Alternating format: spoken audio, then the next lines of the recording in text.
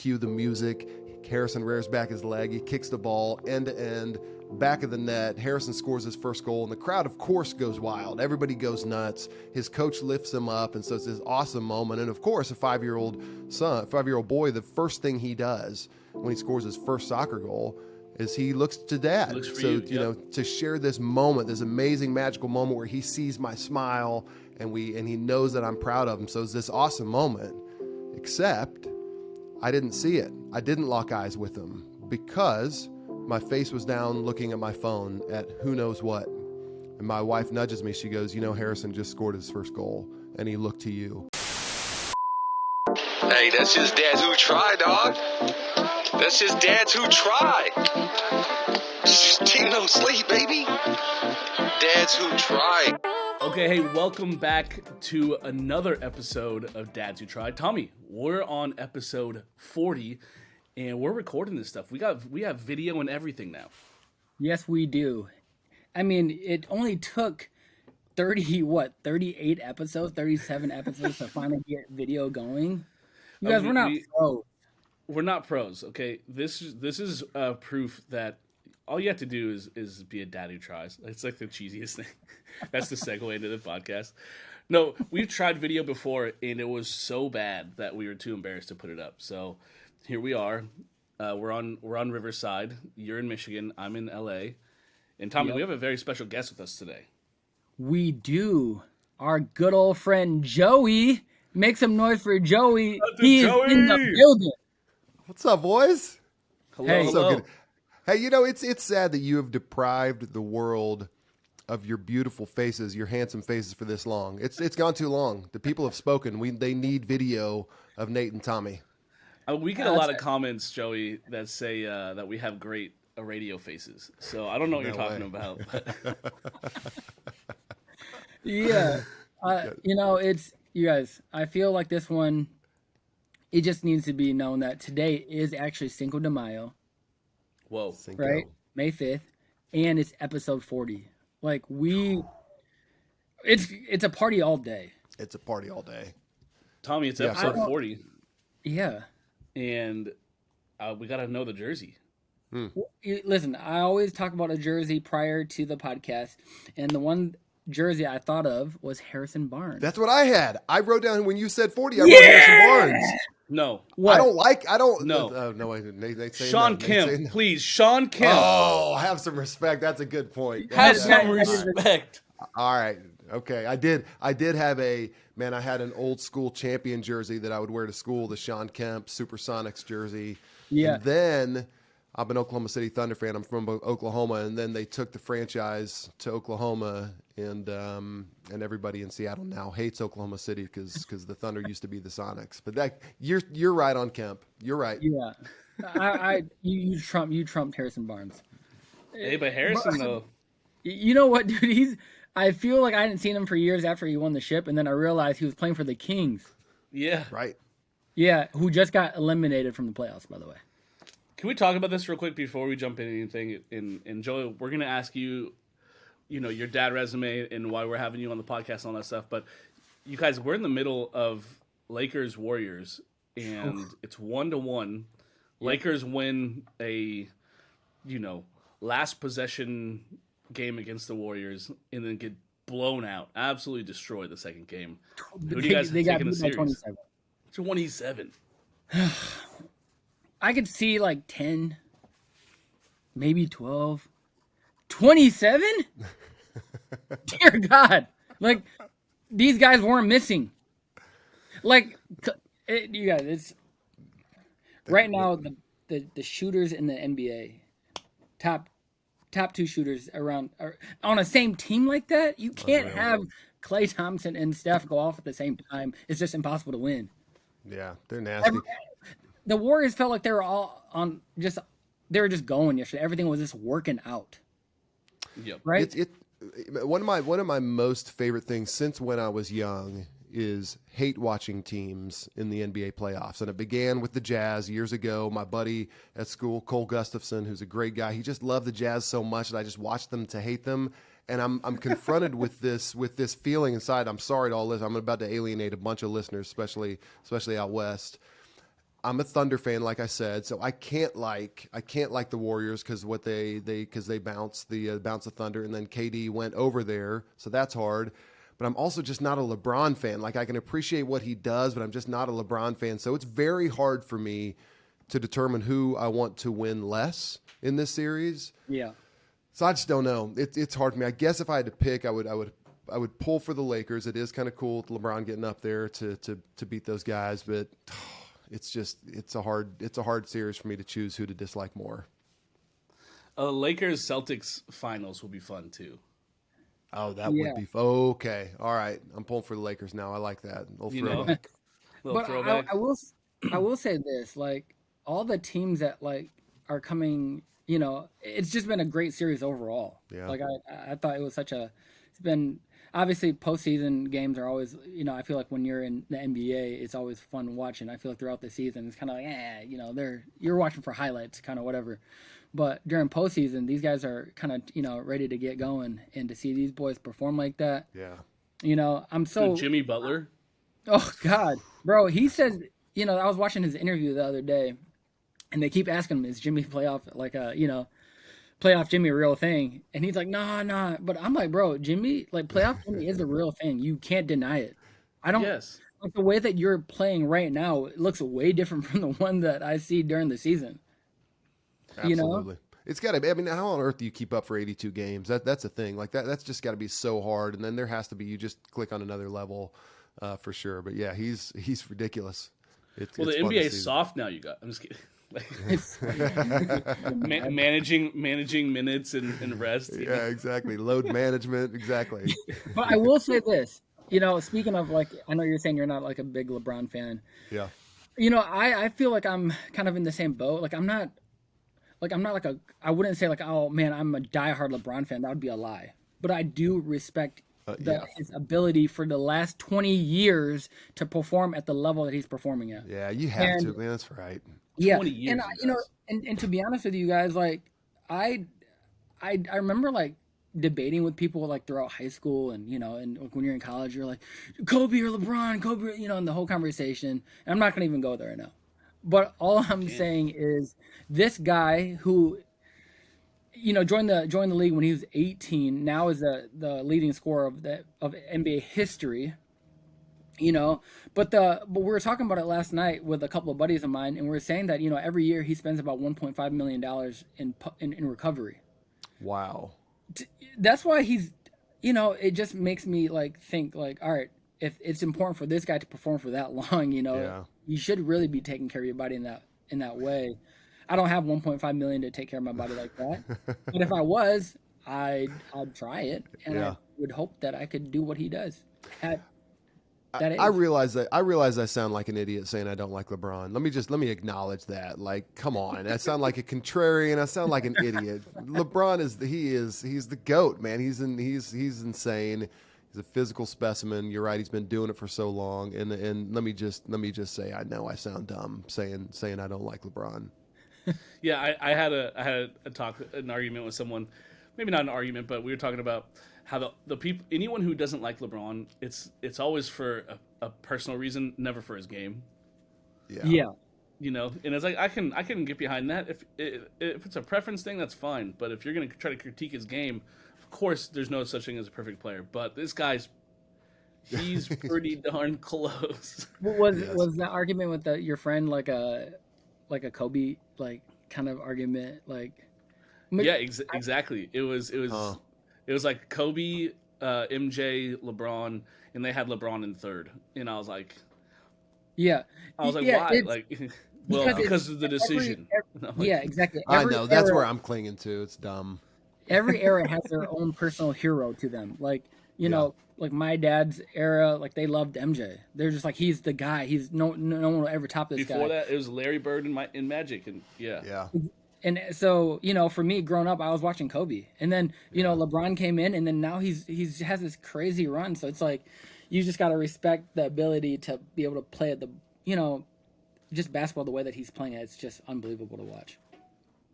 I'll just say this: my team is dead. Rest in peace to the Seattle Sonics.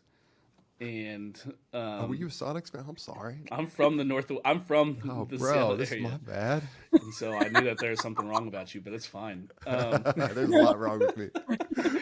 Look, I don't. I want LeBron. I want the Lakers or the Warriors to win a championship. I'm the exact opposite of you, Joey. Oh, I like it. And here's what I just want: history. Like, I wasn't a big fan of the NBA when Kobe or MJ were in their prime. Yeah. I jumped on towards the what was it? Probably 2006. I remember watching like a Knicks game and I saw Carmelo go for 40 at a friend's house, and I was like, dude, I'm an instant NBA basketball fan now. Yeah. And shout out to Carmelo, never gonna get a ring. Dude, by the Such a way, bummer. did you see that post? I don't know if this is true or not, but if the Lakers win, I think Westbrook and Pat Beverly gets a ring. Get rings. No way. Yeah, they get Yes. rings. Oh my How goodness. crazy is that? It's That's unbelievable. Westbrook will finally get the ring that he wanted. Could we get rings? Maybe we could. I mean, what do we have to do? We can just jump on. I could, handle towels or something like that. Maybe get a ring. Yeah, we have a couple Lakers that come to our church. Like, does that count? Like, Yeah. And I know you, so clearly I get one. absolutely. Okay, Joey, we got to know give us your dad resume. Break it down for us. Why you want Dad to Try? Yeah. Well, first, let me just give you my dad resume. I have an almost 15-year-old son, also named Harrison in honor of Harrison Barnes. Not really. We didn't name him after Harrison Barnes. I was like, wow. But 15 years ago, Harrison, that's different. Yeah, exactly. So so a quick funny story. So I'm about 6'5", so I'm a taller guy. My wife is just a touch under 5 feet tall. So she had this horrendous labor with Harrison. And 18 hours, and then all of a sudden, hey, we got to go C-section. And then he came out 9-pounder, and so it was no wonder, he couldn't do it the normal way. So he's a big boy coming out, and I told my wife, I was like, hey, you just need to find a smaller father for the next one. I mean, that's the issue here. So luckily, she stuck with the same size father, me, for our second, our daughter Gianna, who is 13 years old. So we got the two, and just the absolute best. But I'm here because of my father failures. And I'll tell a quick story on Harrison. When Harrison was 5 years old, he was playing a soccer season, and he was, on the teams, there's always the last kid. Like, everybody scored a goal except for one kid. So that was Harrison. And Harrison is a great athlete now. He's a great student, great kid. At the time, like, he was just the kid on the team that had not scored the goal. So he's, we go to the soccer fields every Saturday. You kind of get used to the fact that everybody's going to score except for Harrison. But this one moment arises on this particular Saturday, and you kind of think back almost like it's a movie, slow mo. Cue the music. Harrison rears back his leg. He kicks the ball end to end, back of the net. Harrison scores his first goal, and the crowd, of course, goes wild. Everybody goes nuts. His coach lifts him up, and so it's this awesome moment. And of course, a 5-year-old boy, the first thing he does when he scores his first soccer goal is he looks to Dad. Looks for you, to share this moment, this amazing, magical moment where he sees my smile and he knows that I'm proud of him. So it's this awesome moment, except I didn't see it. I didn't lock eyes with him because my face was down looking at my phone at who knows what. And my wife nudges me. She goes, Harrison just scored his first goal, and he looked to you. Fully focused on making sure that we're not missing out, that our relationship with our phones and our devices is not getting in the way of the relationships and those moments that are most important to us. That's it. Tommy and I, we have a lot of screen time content for kids, and a little bit of screen time content for adults, but your kids are just going to be sample sizes even of us. And so it's like, if we're worried about our kids getting 2 hours of screen time, it's probably because we're getting 6 to 8 hours, Yeah, right. It's so funny. I have a 2-year-old right now, and my son, my youngest, who will be 1 next month. He started, Joey, it made me think about Aro. But we'll get into all that here in a second, but the other day, this is the first time I've ever seen him really do it. I guess he's done it with my wife, and she hasn't really been communicating that to me. We just had, weren't really, it just never came up. But right. I had a notification on my phone, but it was right before we're winding down, And he goes to my phone, and he puts his hand in front and goes, ah. Whoa. Or he's 2. Whoa.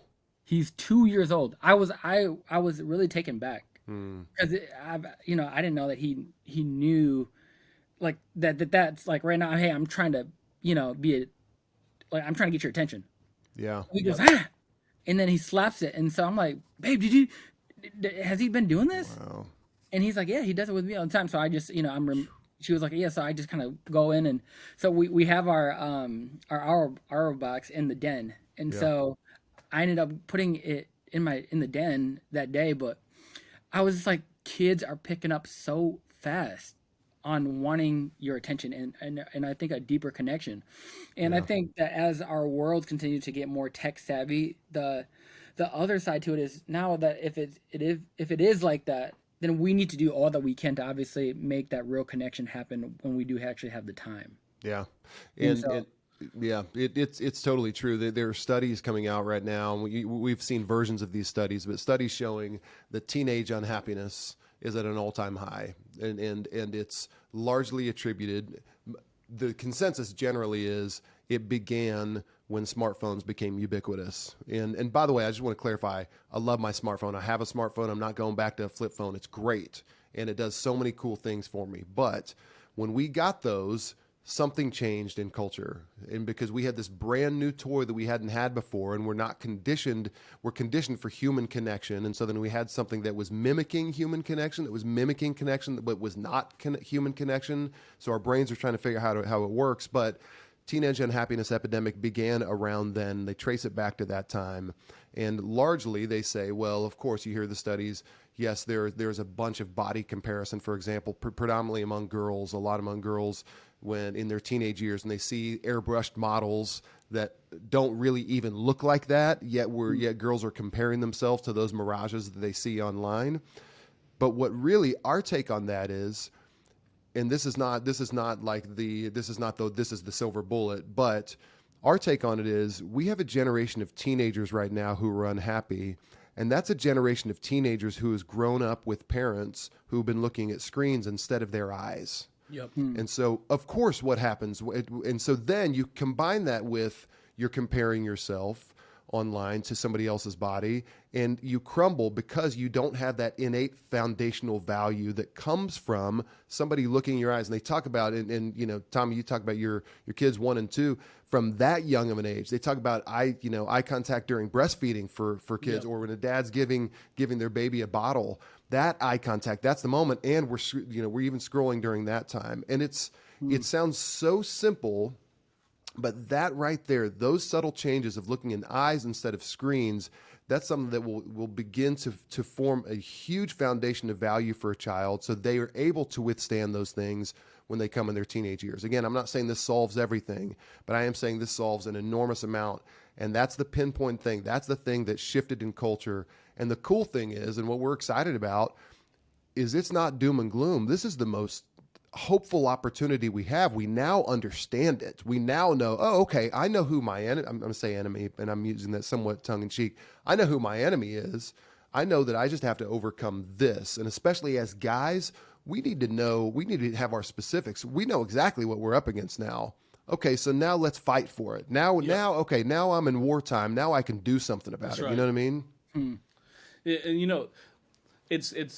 it's a crazy thought, this idea, because really what we're fighting for is we're fighting for the basis for healthy parenting. We're not even fighting for healthy parenting. We're fighting for the establishment of a healthy relationship, so that then we can actually parent and parent strong. And right now we're just hamstringing ourselves because we can't establish relationships. Yeah. Because we're not making eye contact, we're not having hard conversations. We're going to our phones. We're going to other resources, and so, no wonder.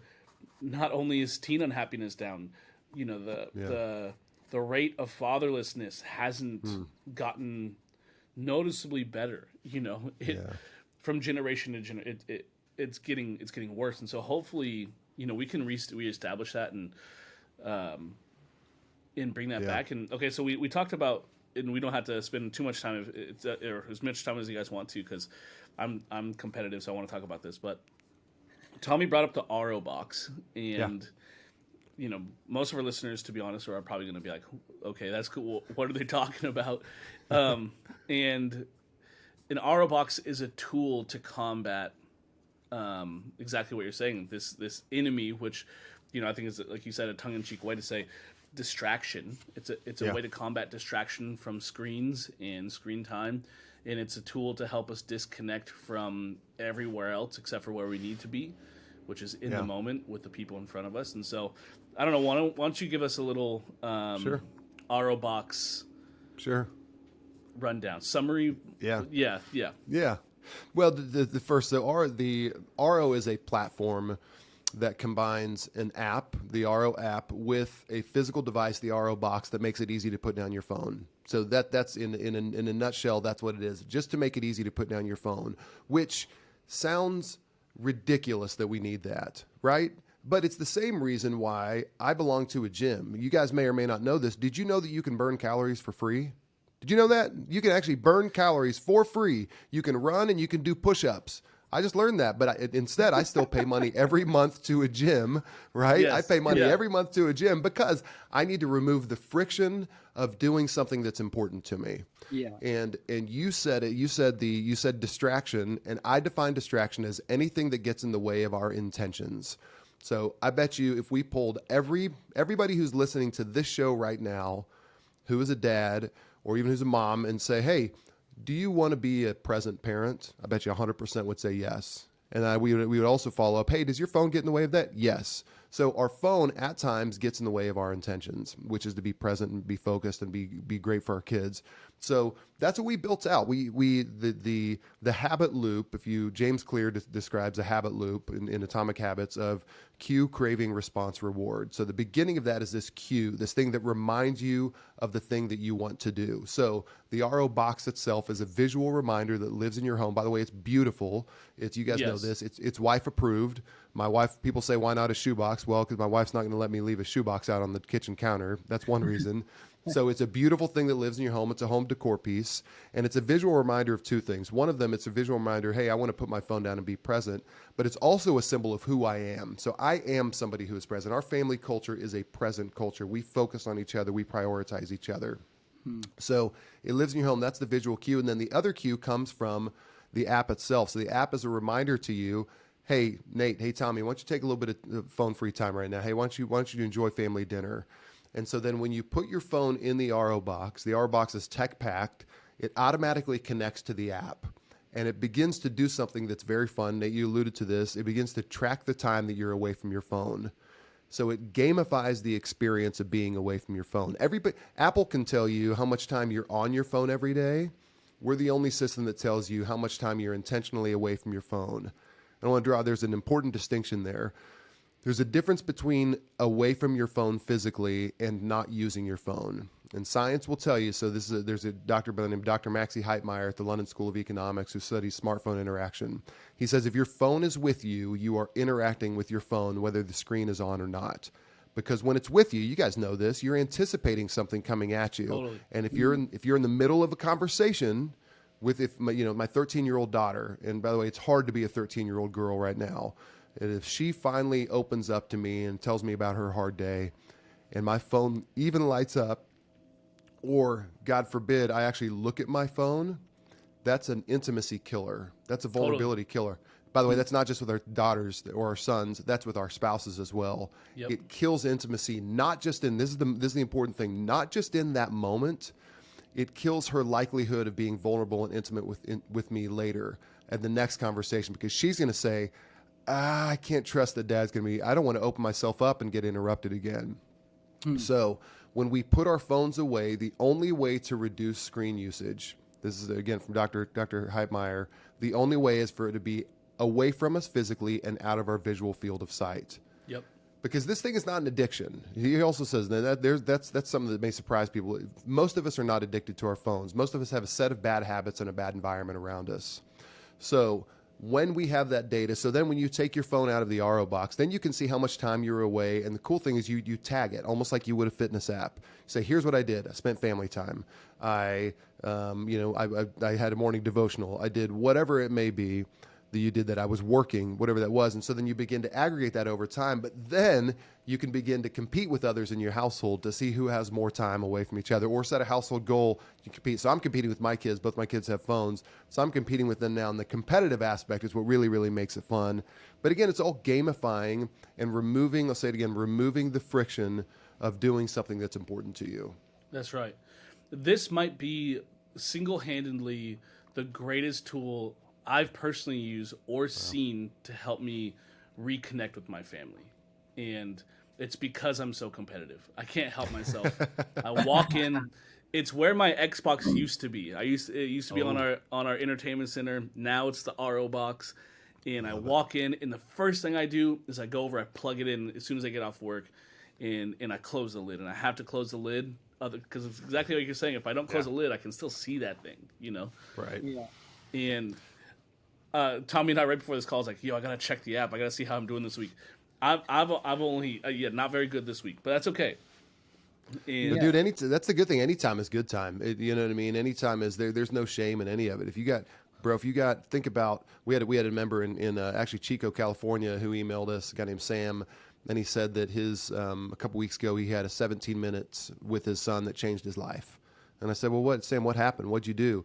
He goes, well, he was eating breakfast. I had just gotten RO, so instead of scrolling my phone like I usually do, I put it in the RO box, and then he took it out and tagged that time after that said 17-minute breakfast, or it was 17 minutes, said breakfast with my son. I said, well, dude, what'd you talk about? He goes, oh, we talked about sharks, and we talked about how things get invented. And that was it. I mean, period. And he goes, but I had this aha moment. He goes, what if I did 17 minutes a day of focused phone-free time with my son, who's now 6, so I got him for 12 more years until he leaves. I got 12 more years, 17 minutes a day. The compounding effects on that, on their relationship, on his son's life are extraordinary. And so anytime, little bits of time are good times. We just need the moments. That's so good. Yeah, Tommy, sorry, go ahead. I just interrupted. Go ahead. I'm with Nate on this, like competitively wise. And I think I was telling you this a while back. Right when we got this RO box, I actually couldn't find my charger. I lost my Apple charger, you guys. And so when I opened up the box and I saw all the charging, little stations, and I'm like, I don't need a charger anymore. I'm plugging this thing in this, and it's just a double whammy. And so I do compete with my wife. We do. So you guys, I've been cheating a little bit too, because I put my phone in the RO box at night as well, and but because Leah doesn't want me to have the phone in the room at night, because our son Ollie's in there, and so she's like, hey, you're not gonna set the alarm, and I wake up at like 4:30 each morning. Wow. So she's like, I'll set the alarm for you. So she's like, so she has her phone disconnected from RO, and so I'm always up like I don't know hours on her. I'm like, yeah, baby. That's it. Hey, look, that's it. Whatever it takes to win, right? But I will say this: after using RO now, I can honestly say that it is in the back of my mind now how I'm spending my time on the home front. Like when I come home, where it's like the first thing that we see, kind of, it's just kind of right in our dinner. We have to pass it every time we get into the house. And so I just know that, like, all right, if I know that I'm going to get home and start being intentional now, everything that I do prior to this has to be done, because once it's in this box, it's going to be in there for a while. Yeah. Can I just say this too, for all of our listeners, all of our viewers on YouTube? Hey, shout out, subscribe. This is not like a sponsored ad. Just by the way, you guys, this sounds like we are, I don't know, this this is scripted. Yeah. It is not. Like, this is truly something that I think every one of us can identify with. The fact that our phones are distraction. Not even phones. We can go TV, Netflix, whatever it is. We have to fight this battle against distraction in whatever form it comes, because our children deserve it, our spouses deserve it. And I was going to say this. My RO time, or at least the idea of it, since I started using the RO box and using the app, now I think about that everywhere, not just at home. So I'll leave my phone in my bag, or I'll put it in a drawer, in certain environments. because now I'm like thinking past at home, going like it's in the box. Now I'm like, dude, I wish I could type in on the Aro app, you know, away from you know, it's like it's in the drawer time. Tommy, I promise I'm not. You know, it's like, It's coming. We Yeah. want to create an ecosystem. No matter where you are, it's easy to put down your phone. And Nate, I'll echo what you said. This is not. I didn't come on here to pitch anything. I really didn't. I came on here to tell guys that and everybody listening that this is important enough for you to take drastic measures. That this is the single greatest gift you can give your family, single greatest gift you can give your spouse, your kids, yourself, is that full presence and focus, and this is the number one thing that gets in the way of it. So if it works for you in a drawer, if it works for you in a shoebox, do it. Please don't. Why on earth would you spend money on something if you got it, if you can handle it? But if you need a little help, that's what this is for. Because I didn't, again, the gym analogy again, I just need a little bit of help sometimes. Sometimes I need accountability, and I need community, and I need removal of friction and a trusted system. James Clear, once again, he says that a lot of people think they're lazy, but they really just lack a system. They really just lack environment. Mm-hmm. So anybody who it is, the important thing, even you go on a date night, hand your phone, and I hope I can say this, edit this out if I can, hand your phone to your wife. There's like a 90% chance you're getting lucky after the date night if you just get the phone away from you and give your presence to them. So however you do it, we think it's a system that helps people, but however you do it, go ahead and do it for yourself no matter what it is, because to y'all's point, you're building up a muscle, right? It's a slow build of a muscle to spend some time away from your phone. Your time will grow over time as you do it with consistency. That's right. Sorry guys, I don't know if you can hear, we have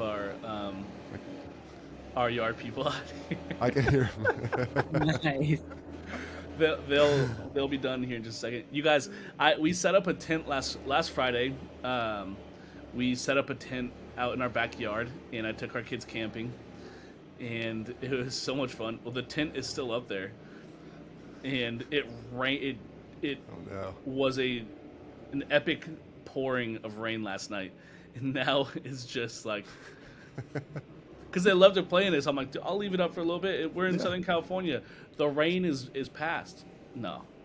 It's still circulating around. It's not going anywhere for a little bit, huh? Good. I like it when California gets rain. You guys, I don't like the droughts and the fires. That's good when you guys get rain.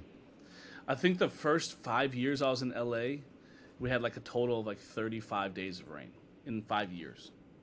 Yeah. Wow. And now we've had like this year is like a record setting the other direction, and it feels like we're in the Northwest.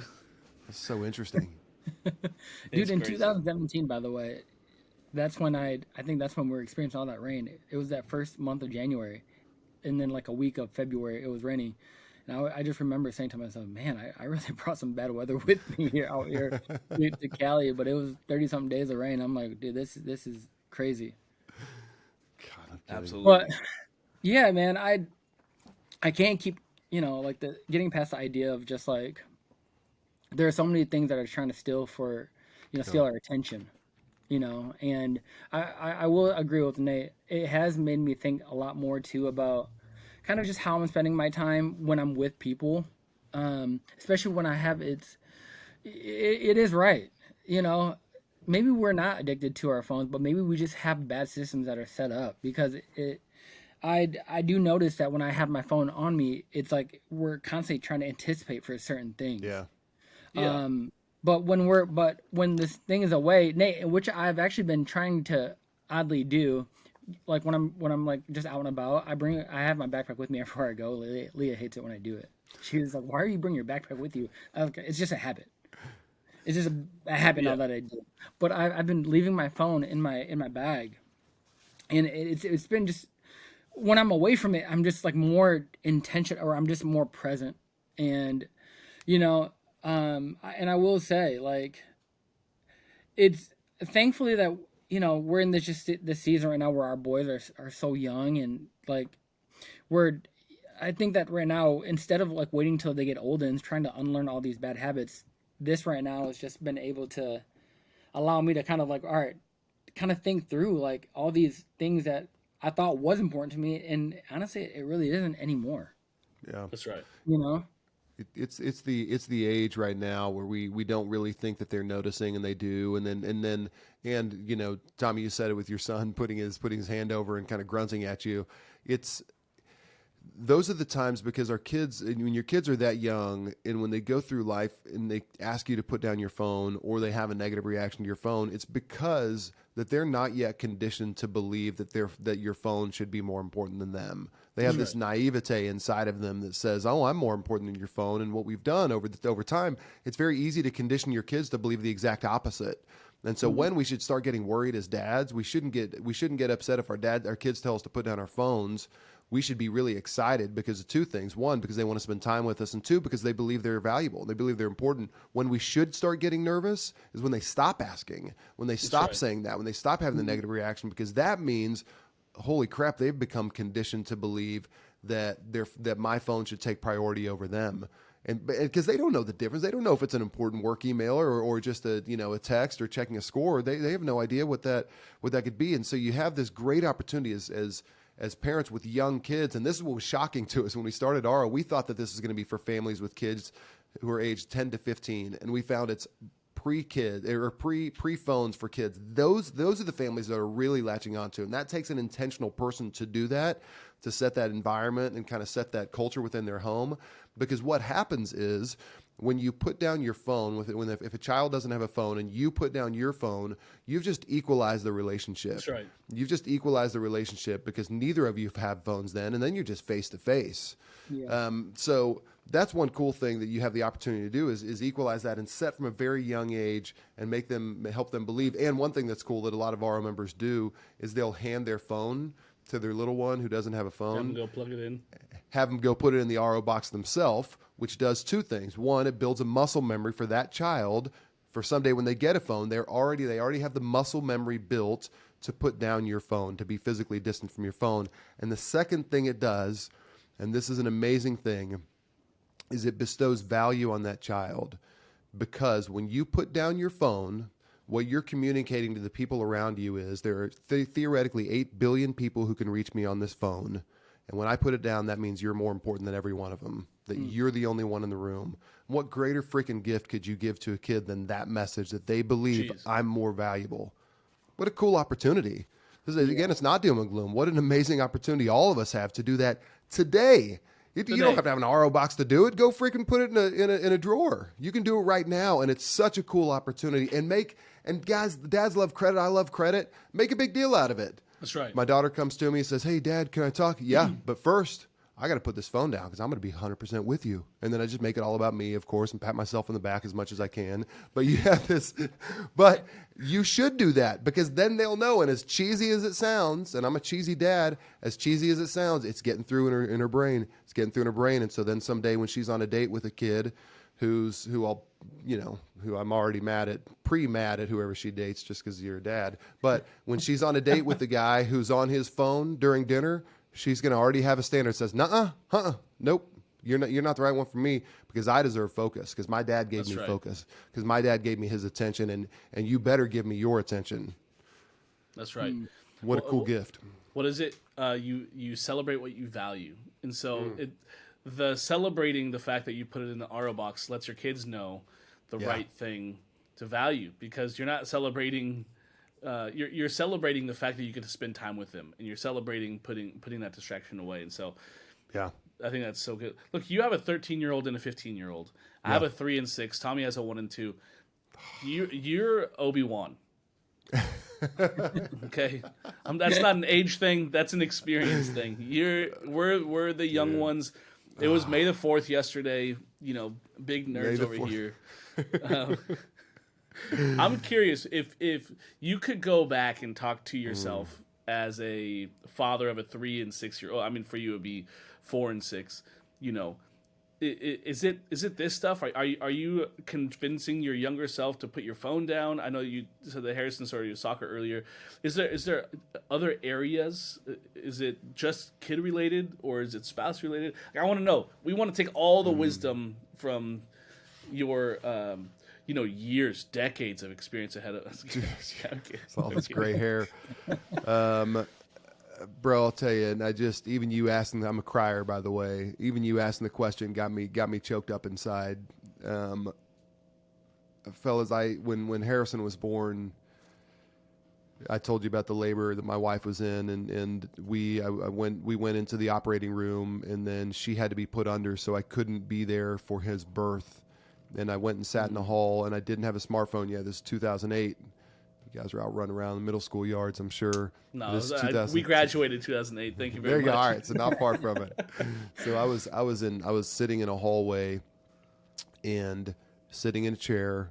Luckily, I didn't have a smartphone, so I was just there with my thoughts. And I probably would have scrolled that moment away. Instead, I sat there and I said, I prayed a prayer. I said, God, this has been the hardest day of my life. This has been the longest day of my life. I said, will you show me your goodness? That was my prayer. Will you show me your goodness?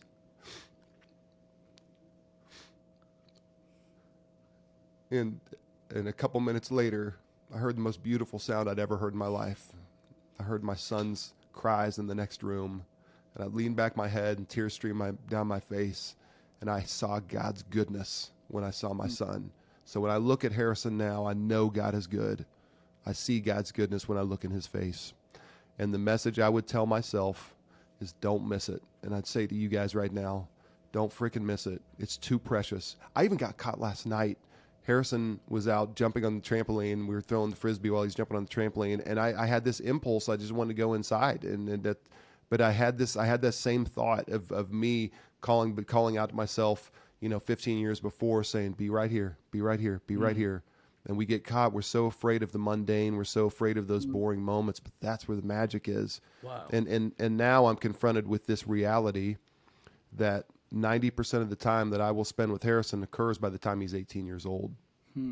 So what that means, if you look in aggregate, those are statistics. If you look in aggregate, the time I have left with him until he leaves is about 40 days in total.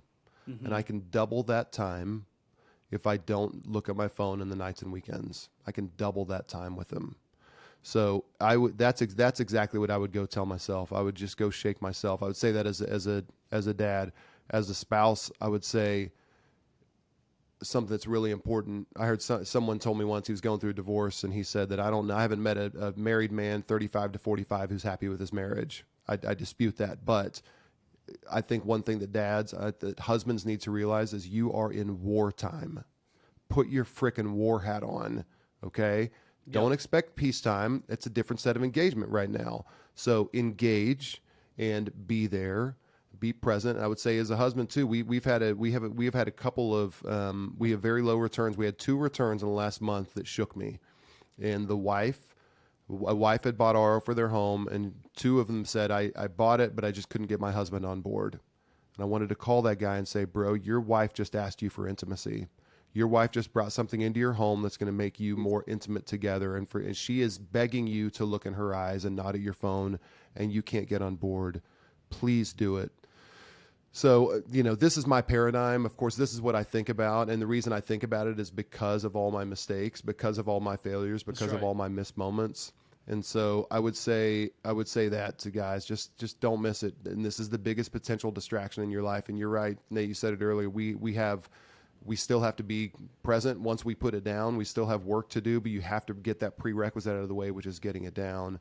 And then the other thing that I would say, I know this is a long answer, but I read a book a few years ago. It was about Alexander Hamilton by Ron Chernow, and it's a very long book, and it's a very cerebral book, and it takes a long time, and it was really boring in the middle of it. And I was just time after time, I just wanted to be like, I got to stop reading this book. This is boring me to death, and this is all the minutia and all this stuff. But when I got to the last page, and I read, and the book closed again, crier, I had tears down my face, and I thought, oh my gosh, what a story, what a story. And I had this epiphany in the moment. That's what we're all going through right now in marriage. We're going through a bunch of stuff, and we're trying to interpret a story midway through. Right. And we don't have the full context yet. Let's get through the whole story, and then we can look back and understand how everything fit in, and how everything worked together, and how it was all being woven together into a singular story that we can celebrate at the end of it. So that's a lot. It's a lot of advice, and that's a lot off the cuff, but. I really hope that people listening, and to you guys, other people listening, great, but maybe to you guys, what a cool opportunity. A cool opportunity you have right now. Absolutely. Bro, this is, it's hard for me to even, where do we go from there? I mean, we could shut this whole thing down now. We could be fine. You guys, but man, it's there's just so much I think that you've said, that we can take in now, and and learning from, there's just so many people that have gone through it, their experiences that, I feel like all of our listeners who are listening right now can just, if there's anything to take away, it's just what you just said. Yeah. What are the things that matter to you?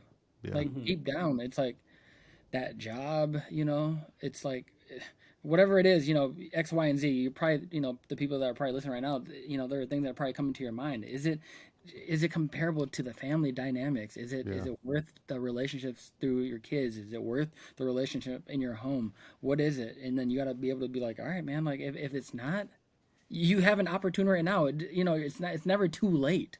Yes. Right. 100%. And so, man, that's so well said, man.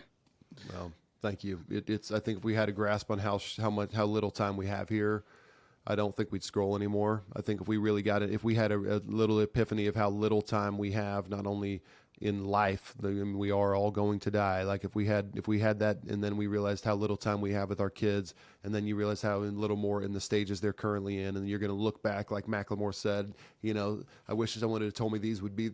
I guess we cried again. If someone looked back and said, these are the good old days, you're going to look back and be like, dude, we were in the freaking good old days. And you're in them right now. That's the cool thing. And we're going in the weekend right now for the two of you. Just like understand, like right now you're in the good old days. That's right. The last thing, my daughter and I went on a daddy-daughter dance a couple years ago, and they had this station where it said, like, write something, girls write something you like to do with your dad, dads do something you'd like to do with your daughters. And I wrote, go to Paris.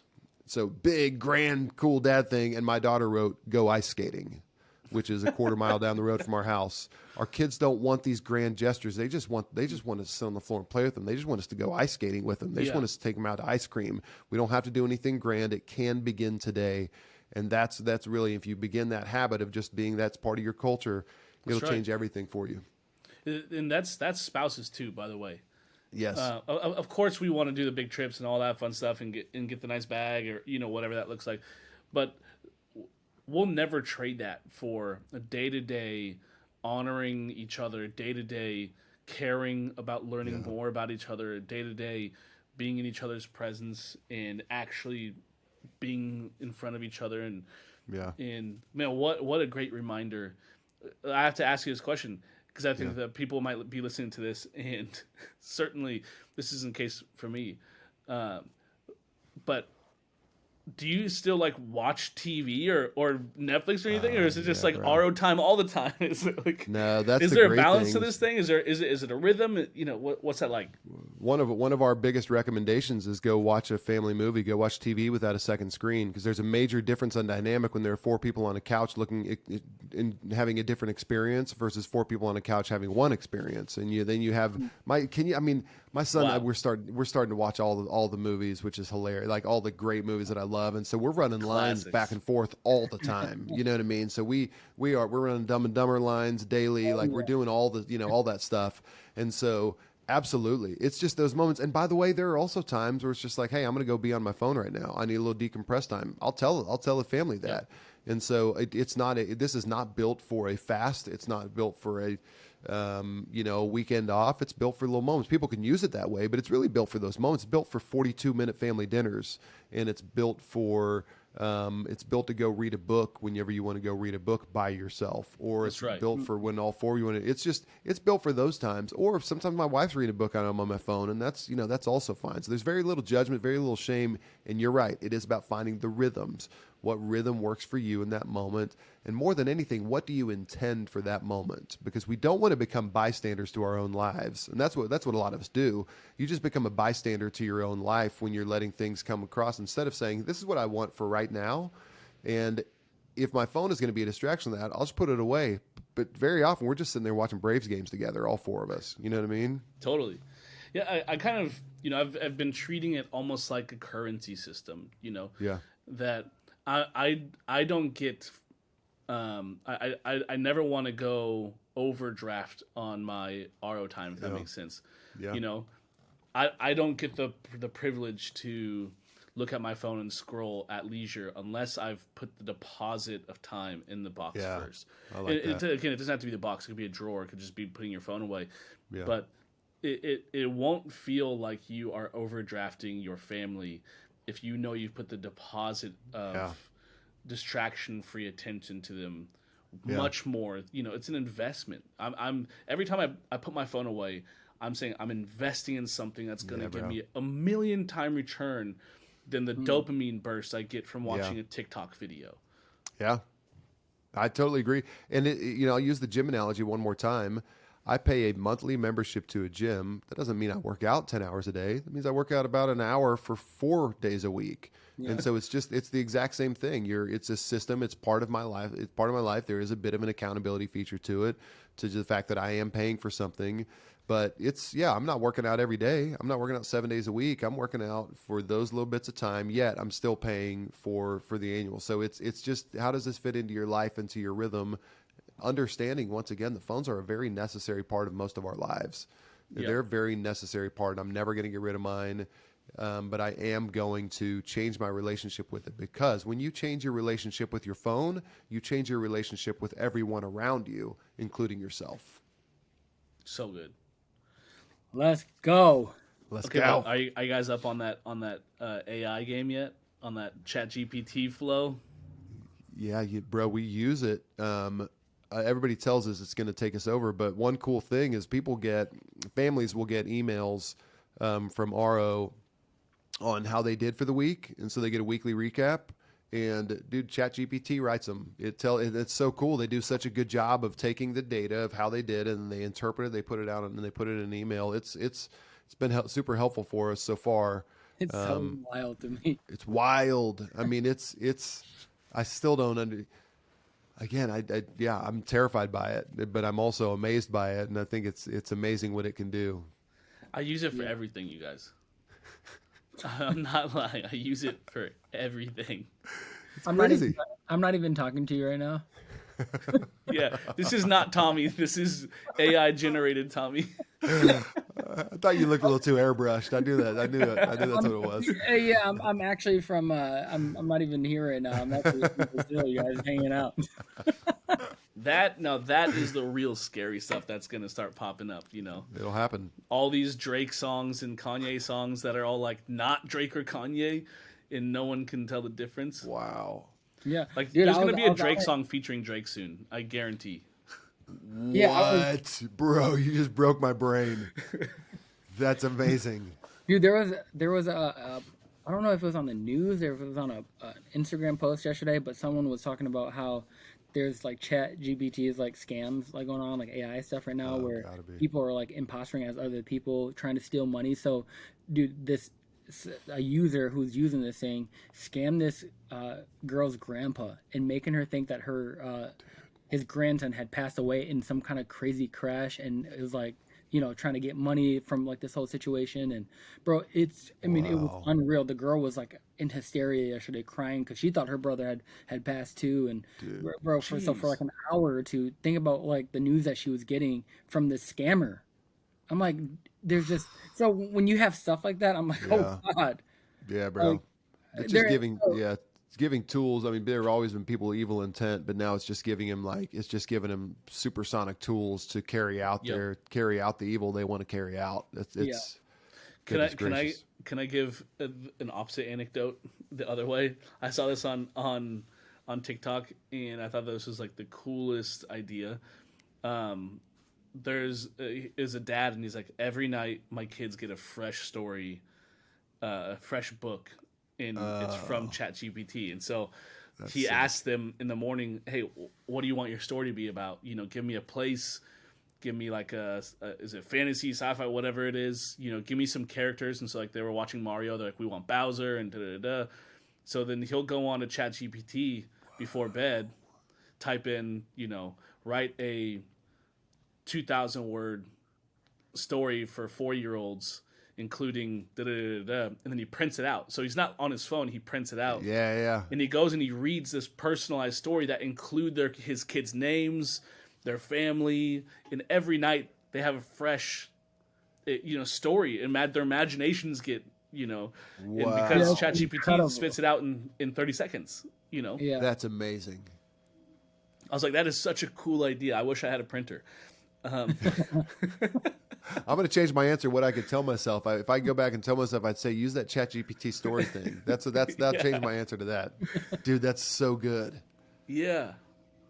A lot of dads who try content, I'll type it in, on ChatGPT.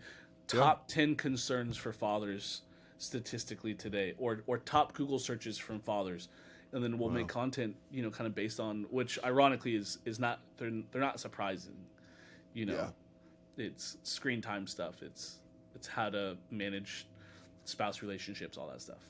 Yeah. God, so cool. Love that. I typed it in. Who's the best player ever to wear the number 40? It said Sean Kemp. It was just like, duh. That really is. That actually is a duh. I am a little bit embarrassed about that. That is correct. But you had to say Harrison Barnes, okay? Your son's name is Harrison. Well, and it just came to mind. But man, you just remember how great. I mean, everybody listen. Go back and look at some like Sean Kemp dunk highlights. That dude. I mean, it was insane to watch that guy dunk. He could fly, and I heard he couldn't palm. I heard his hands were too small to palm the ball, so he just would get so high. And I heard this years ago, but yeah, he was amazing. It's been fun watching Gary Payton II. Yeah, that's cool. Yeah, Gary Payton Jr. Dude, the only thing I really want to see now before LeBron leaves is just for him to play with his son. Him and Bronny. I know. I agree. I'm like, bro, now this would be the craziest script of all time. Bronny joins Bron. They win a ring together. All right, I would pull for that. That's not I'd pull for that. Could it happen? You hear what LeBron said? He said, if Bronny gets drafted to any other team besides the Lakers, I'm retiring. He's like, I'm only playing with my son if it's on the Lakers. Oh, no kidding. He's like, you think I'm going to Orlando? He's just like, he said that? Yeah. That's so good. I like that. But luckily, he's the GM of the Lakers, so it's fine. So yeah, exactly. Dude, by the way, just while we're on this LeBron topic, I don't know if this is real or not, but like, they played Memphis last round. Dylan Brooks made a couple of comments. They lose. And now the organization is saying we have no affiliation with this guy and he will not return to the organization. Is it because of what he had said and, to LeBron? Or was this because of his, like, a full thing of, like, his performance, what he said, how he carried himself? I don't know. But I feel like that's kind of some crazy moves if LeBron had those kind of rings. See, this is where I don't want to get too deep in LeBron, but Jordan would just have gone and shut him down, and he would have done it all in private, and he would have just embarrassed him on the court. LeBron's his skin's a little bit too thin for me, and I am comparing it to Jordan. Jordan would he and Pippen yell these great stories about them like waiting for the team bus, like sitting on their Ferrari smoking cigars and just looking at them as they got off the bus. And he'd walk into their locker room before, and he's like, "Hey, who's trying to check me tonight?" And so I love it. But LeBron does it a little bit too publicly. It's just a little bit too thin skinned for me. And again, Mamba would do it too. Like he would just go out and kill you on the court. He would just go and kill him. So that's a little bit of my beef. Again, I sound like an idiot. I understand. LeBron's amazing. Let the record show I'm an idiot. So, but that's where it starts to get rubbing the wrong way. I think you're totally valid. There is a sense of like, is LeBron the NBA godfather? Is he says a couple things and they happen across the league type stuff. Yeah, it just feels soft to me. There's gonna be a 30 for 30 one day.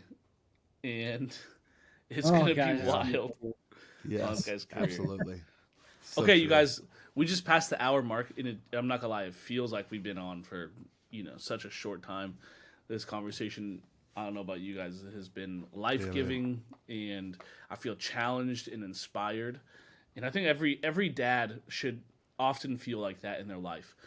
Yeah. High levels of challenge and obstacle, and high levels of inspiration and hope. And I think that's the rhythm of life that continues to grow you and build you and move you forward. And so I hope people leave this podcast going like, wait, today, if I get 10 extra minutes, 17 minutes talking about sharks and inventions, then that's a win, Yeah. So true. Hey, I want to make sure that guys who are listening and anybody's listening, I want to give a free month to those. It's on a year commitment or 2-year commitment. I want to give a free month to anybody listening. We'll go activate a code at checkout at goro.com for just enter Dads Who Try. Just enter Dads Who Try at goro.com. Make sure you guys get a free month on a year or 2-year subscription. Just want to make sure it's accessible to all you guys. You can try it. It's a 30-day free trial. Check it out. But if you use it every day, and I tell this to everybody, if you use it every day, if you put your phone in the RO home device, and if you engage with the app, knowing the app is built around the science of habit formation, it will change your life. Absolutely. It just requires you buying in, and it will change your life. So I'm excited for that, and I want this community to succeed. I want this community to thrive. I want marriages to thrive. I want relationship with kids to thrive. I want you to thrive personally. So we want to make sure you all have access to that. So go jump on it at goro.com, GOARO.com. Enter Dads Who Try at checkout. Dude, you're the best. Go. You are the best. You guys. We are the didn't best. know he was gonna do that, you guys. This, like we said, this is not a paid thing, but Yeah. man, Sorry if so you can cool. cut that if you want. Come on, that's want a anybody. gift. It's a gift. What are we talking about? Yeah, that's amazing. Thank you, Joey. Thank you. Yeah, bro. Yeah, and thank you to all the listeners listening to our podcast each week. Listen, it wouldn't just be the same without their reviews. You know, again, we only want good reviews. If you have a negative one, Take it somewhere else, guys. Email. Just shoot me an email with it. That's it. Just email it to me. Yeah, but we're finally gotten YouTube, so we're on YouTube. We have it on Apple, Spotify. Shout out to everyone who's been so consistent in joining the Dads Who Try podcast, man. It's been awesome. That's the first thing I'm gonna go drop some 5.0s on the on Spotify and Apple Podcast right after this. Wow. You guys are killing it. It's so good. It's such good content. It's so relatable. So you better get a couple 5s. Let's go. Episode number 40 has been 40. epic. Our Sean Kemp episode. Love you guys so much, and we'll see you on episode number 41. Hey, that's just Dads Who Try, dog. That's just Dads Who Try. Team no sleep, baby. Dads Who Try.